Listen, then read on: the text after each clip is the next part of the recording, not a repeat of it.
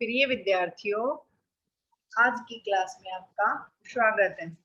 आज हम मैथिली गुप्त द्वारा रचित खंड काव्य भारत भारती का एक छोटा अंश लेकर आए हैं, जो 1920 में प्रकाशित हुई है। खंड काव्य गुप्त जी की कीर्ति का आधार स्तंभ। भारत भारती के 3 खंड है: अतीत खंड, वर्तमान खंड और भविष्य खंड। प्रस्तुत अंश के अनुसार समय परिवर्तनशील है, उत्थान पतन, सुख दुख, संपन्नता विपन्नता प्रकृति के नियम है। किसी समय में भारत के सद्गुणों का बखान होता था, आज भारत की दुर्दशा है, इसका हमें शोभन में ध्यान नहीं था। इस पतन का कारण हमारा उत्थान था, जो उन्नत था वह अब अवनत हो गया। गुप्त जी ने भारत के पतन की ओर संकेत किया है और जागृत करने के लिए संदेश दिया। प्रिय विद्यार्थियों, मैं आपको भारत भारती का पहला पद पढ़ाने जा।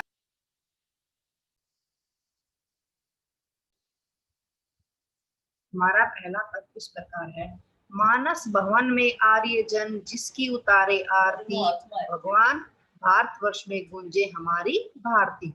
वो भद्र भाविनी वह भारती है भगवते, सीतापते सीतापते गीता मते गीता मते।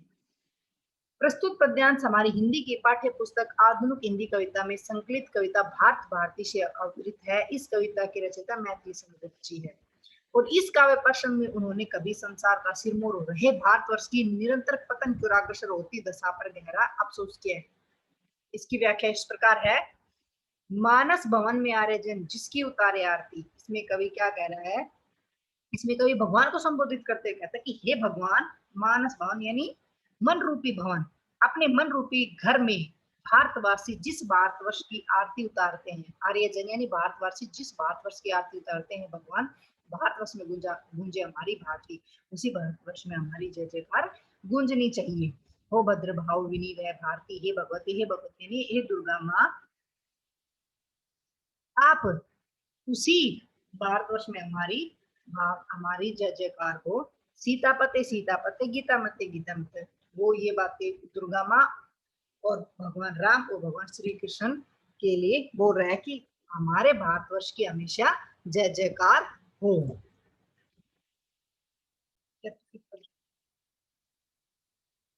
अब हमारी अगली व्याख्या देखिए, जो इस प्रकार है: हाँ लेखनी खत पत्र पर लिखनी तुझे है यह कथा, दृढ़ कालीमा में डूबकर तैयार होकर सर्वथा, स्वच्छंदता से कर तुझे करने पड़े प्रस्ताव, जो जग जाए तेरी नोक से सोए हुए हो भाव। इन पंक्तियों में कवि अपनी लेखनी को संबोधित करते हुए कह रहा है कि हे मेरी कलम, हाँ लेखनी यानी हे मेरी कलम, खत पत्र पर लिखनी तुझे यह कहता कि जिस प्रकार कथा, जो कथा या जिस तरह की कथा मैं कहने जा रहा हूँ, वह कथा तुझे हथ पत्र ने हृदय रूपी कागज पर लिखनी होगी।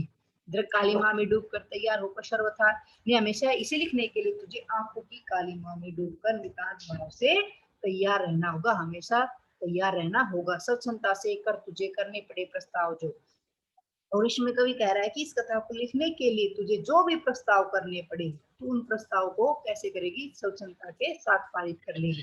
जग जाए तेरी नोक से सोए हुए भाव, तो तुमने इस तरीके से लिखना होगा कि मैं चाहता हूँ कि जो मेरे अंदर जो मन में जो भाव सोए हुए हैं, वो सारे भाव जाग जाए। तो प्रिय विद्यार्थियों, हमने आपको 2 पद पढ़ा दिए हैं।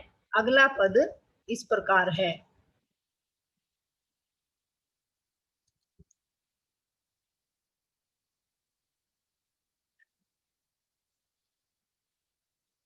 संसार में किसका समय है एक सा रहता सदा, है निशि दिवासी घूमती सर्वत्र विपदा संपदा। जो आज एक अनाथ है नरनाथ, कल होता वही, जो आज उत्सव मगन है कल शोक से रोता वही। इसमें कवि क्या कहना चाह रहा है कि समय हमेशा एक जैसा नहीं होता, कभी सुख होता है तो उसके बाद दुख होता है, कभी दुख होता है उसके बाद, जिस तरीके से रात होती है उसके बाद सुबह होती है, सुबह होती है उसके बाद रात होती है। इन पंक्तियों में कवि क्या कहते हैं? संसार में इसका कि संसार में कभी किसी का समय एक जैसा नहीं रहता है, निशी दिवासी घूमती सर्वत्र विपदा संपदा। कहता है कि जिस तरीके से रात और दिन होते रहते हैं, उसी तरीके से हमेशा विपदा और संपदा यानी मुसीबत और वैभव हमेशा आते जाते रहते हैं। जो आज एक अनाथ है, नरनाथ कल होता ही। और इसमें कभी क्या कह रहा है कि जो आज बालक अनाथ है, कल वही बहुत से मनुष्य का स्वामी हो जाएगा। जो आज उत्सव मगन है, अर्थात जो आज उत्सवों में त्योहारों में मगन है, कल शोक से रोता हुई, क्या पता कल वो शोक से रोता रहे। तो हमारा इस प्रकार 3 पद पूरे हुए। अब हमारा अगला पद सुनिए। हमारा चौथा पद इस प्रकार है, चर्चा हमारी भी कभी संसार में सर्वत्र थी, वह सद्गुणों की कीर्ति मानो एक और कलत्र थी। इस दुर्दशा का सौपन में भी क्या हमें कुछ ध्यान था, क्या इस पतन की हो हमारा यह अतुल उत्थान है। इन पंक्तियों में कवि भारत की तत्कालीन दुर्दशा को देखते हुए कह रहा है, उसकी इस स्थिति से दुखी होकर कह रहा है कि कभी इस संसार में चर्चा हमारी हमारी पूरे विश्व में हमारी चर्चा होती थी हमारे उत्थान की। वह सद्गुणों की कीर्ति मानो एक और कलतर थी कि उस समय हमारा देश जब अच्छे गुणों से यश के मानो एक निधि था, और उस समय हम अब सपने में भी नहीं सोच सकते थे इस दुर्दशा का सपन में भी क्या हमें ध्यान तक कहता है कि जिस समय हमारा भारत उत्थान करता, तो क्या कभी हमने सपन में भी सोचा था कि हमारे एक दिन ऐसा पतन हो गया। क्या इस पतन की हमारे आतुर उत्थान था। कभी फिर स्वयं अपने आप से अपनी लेखनी से प्रश्न करता है कि क्या हमारे इस पतन के लिए ही भूतकाल में हमारा अत्यधिक उत्कर्ष, अर्थात कहने का भाव ये है कि क्या इस पतन को होने के लिए हमें पहले भूतकाल में इतना हमारा उत्कर्ष था, हमारे भारत इतनी उन्नति पर था। हमारा पांचवा पद इस प्रकार है, उन्नत रहा होगा कभी जो हो रहा अवनत अभी, जो हो रहा उन्नत अभी अवनत रहा होगा कभी। हंसते प्रथम जो पदम है, तम अंक में फंसते वही, मुझे पड़े रहते तुम जो अंत में हंसते। भारत की तत्कालीन दुर्दशा से दुखी होकर कवि क्या कह रहा है कि उन्नत रहा होगा कभी जो अवनत, कहता है कि भूतकाल में विकसित रहा होगा हमारा देश, जो अब ये पतन की ओर अग्रसर है, अर्थात यह पतन की ओर है। जो रहा उन्नत अभी अवनत, कहता है कि जो अभी उन्नत है वो पहले कभी अवनत रहा होगा। हंसते प्रथम जो पद है तम कमल। अब ये एक उदाहरण देते हुए कह रहा है कि कमल के जो फूल प्रारंभ में खिलते हैं, हंसते प्रथम यानी प्रारंभिक कमल के जो फूल खिलते हैं, वे बाद में क्या होते हैं, अंधकार रूपी कीचड़ में फंस जाते हैं। मुझे पड़े रहते कुमुद जो अंत में हंसते। और दूसरा उदाहरण क्या देकर बता रहा है कि जो फूल पहले मुरझाए से रहते हैं, अंत में वे खिल उठते हैं। हमारा अगला पद इस प्रकार है, उन्नति तथा अवनति प्रकृति का नियम एक अखंड है, चढ़ता प्रथम जो व्योम में गिरता वही मार्तंड है। अतः अवंती की हमारी कह रही उन्नति कला, उत्थान ही जिसका नहीं उसका पतन ही क्या भला। अब इन पंक्तियों में कवि क्या कह रहा है कि उन्नति तथा अवनति, प्रकृति की उन्नति और अवनति ये दोनों क्या है, प्रकृति का एक अखंड नियम है जो कभी टूटता नहीं। चढ़ता प्रथम जो व्योम में गिरता, कहता कि इसमें उदाहरण देता है कवि क्या कह रहा है कि सूर्य सुबह के समय आकाश में चढ़ता है, तो प्रकृति का नियम क्या है कि उस शाम को नीचे भी आ जाता है संध्या के समय। अतः हमारी वर्तमान अवनति की दिशा यही स्पष्ट करी, अतः अवंती ही हमारी कह रही उन्नति करता है कि अब जो हमारा इतना पतन है वो ही ये हमारी हमें बात बता रहा है कि शायद पहले ये बहुत ज्यादा उन्नति पर था हमारा भारत, जो अभी अवनति पे है। उत्थान ही जिसका नहीं उसका पतन नहीं कहता है। अब इसमें कभी क्या रहा है कि जिसका कभी उत्थान ही नहीं होगा हुआ तो उसका पतन क्या होगा। तो अगला पद हमारा बच्चों इस प्रकार है, होता समुन्नति के अनंतर सोच अवंती का नहीं। हाँ सोच तो है जो किसी की फिर न हो उन्नति कहीं, चिंता नहीं जो व्योम विस्तृत चंद्रिका का हास हो। चिंता तभी है जब न उसका फिर नवीन विकास हो।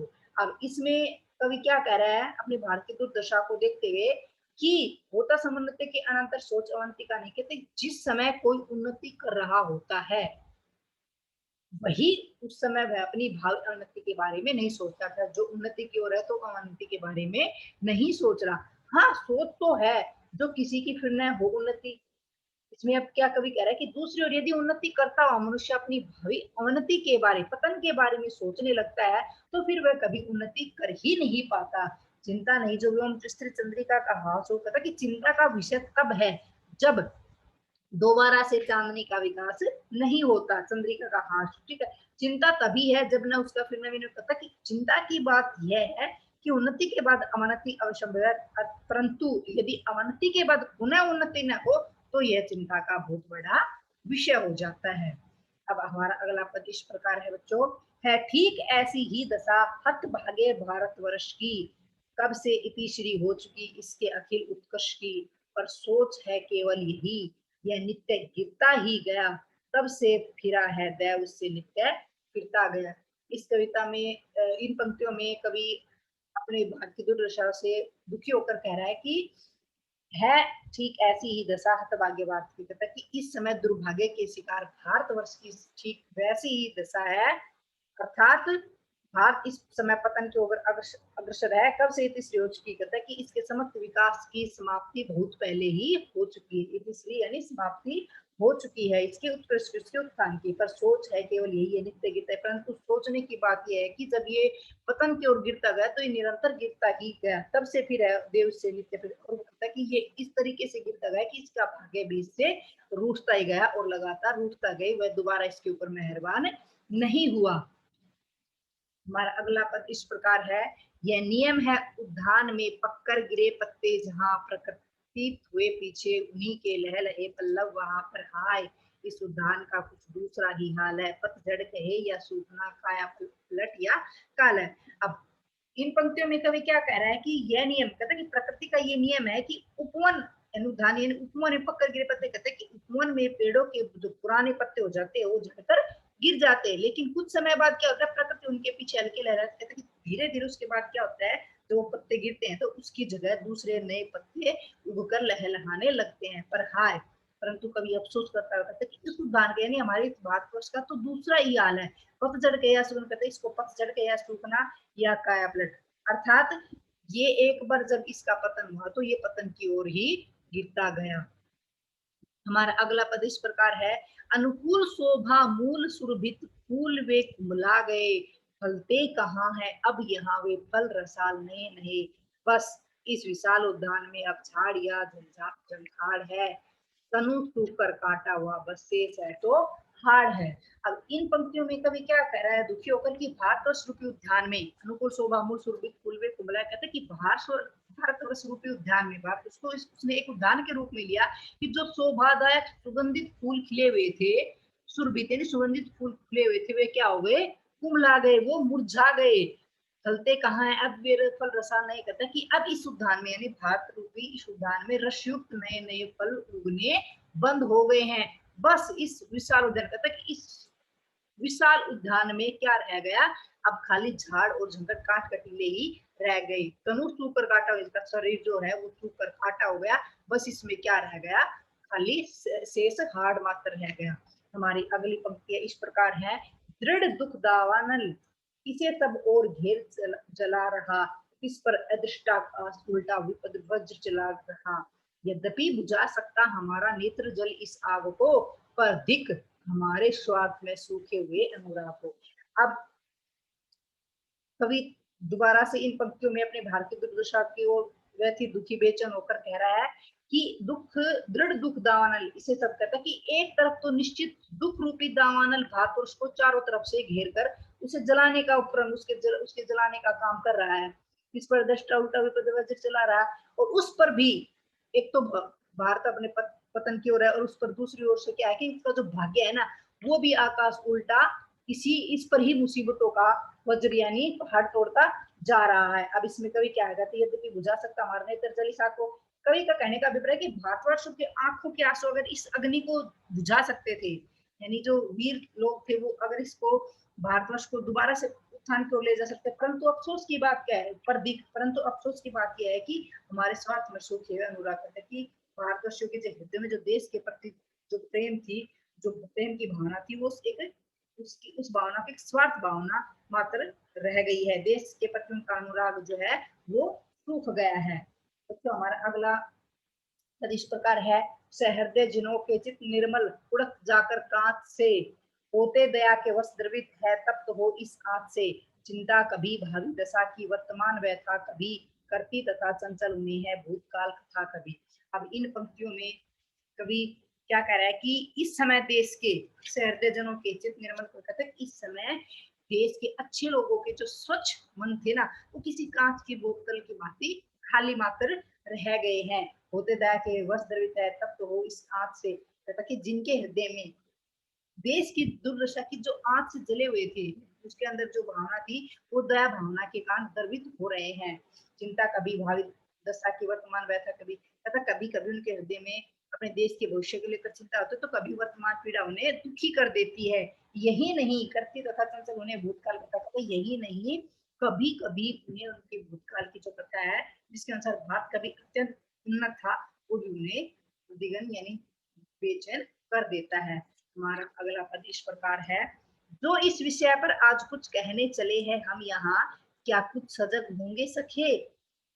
उसको सुनेंगे जो यहाँ, कवि के कठिनतर कर्म की करते नहीं हम दृष्टता, पर क्या है विश्वोत्कृष्टता करती चारोत्कृष्टता। अब भारत की तत्कालीन दुर्दशा से कवि फिर दोबारा से अपनी लेखनी को, ये सारी बातें कवि अपनी कलम को संबोधित करते हुए कह रहा है कि देश की जो इस विषय पर आज कुछ कहने चले, हम कहते हैं कि देश की दुर्दशा और दुर्दशा से उसकी मुक्ति के विषय पर वे दोनों कवि और उसके लेखनी आज कुछ कहने चले हैं। तो कहता कि क्या उसे सुनकर जो लोग, क्या कुछ सजग होंगे, क्या उन्हें सुनकर कुछ लोग सजग होंगे, जागृत होंगे, जो उसे सुनेंगे। कवि के कठिन कर्म की करते यही नहीं दर्ज करता कि कवि ने अपनी लेखनी के द्वारा जो बड़ा कठिन कार्य किया है, इस कठिन कार्य को पूर्ण करने में दुष्टता नहीं दिखा रहे हैं, वो लोगों को सजगता दिखा रहे, लोगों में सजगता जागृति पैदा कर रहे हैं।